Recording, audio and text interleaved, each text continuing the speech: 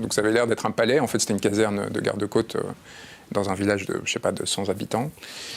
Et donc j'arrive, je me présente.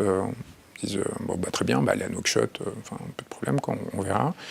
Et sauf qu'il y a un problème, c'est que c'est des frontières où il y a des mélanges de populations, et donc il y a un Sénégalais qui me reconnaît et qui me montre son bracelet, super fier en fait d'avoir l'avocat d'Ousmane Sonko sur place, et qui commence un peu à ébruiter le truc, et les gardes du côte comprennent que je suis peut-être enfin en gros qu'il faut qu'ils fassent gaffe. Ouais. Et donc là commence toute une sorte d'odyssée où on m'amène d'une caserne de gendarmerie à l'autre, etc., jusqu'à ce qu'on décide de me mettre dans les services secrets, dans la direction générale des services secrets mauritaniens, qui est un endroit où on torture les opposants, où c'est des endroits assez sinistres, avec un durcissement assez palpable de leur rapport à moi au fur et à mesure du parcours.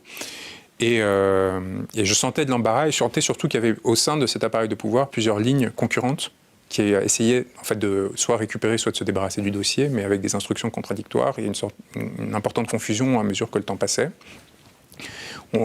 J'arrive avant de me faire prendre mon téléphone portable, à prévenir les autorités espagnoles que je suis dans cette situation, et entame une démarche pour tant simplement me permettre d'être rapatrié.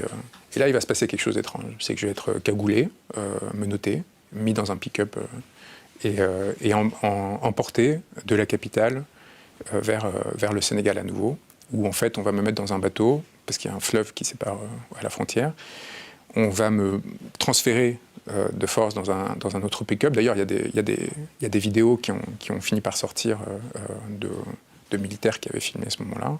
Et donc entouré de gens mitraillés, etc., ils m'amènent avec le bateau dans un endroit assez reculé, pas du tout à l'endroit où se font les circulations. Et je me retrouve là dans cette situation avec, à côté il m'enlève la cagoule, je vois qu'il y a des vaches qui sont en train de boire à côté de moi, et on m'amène dans un autre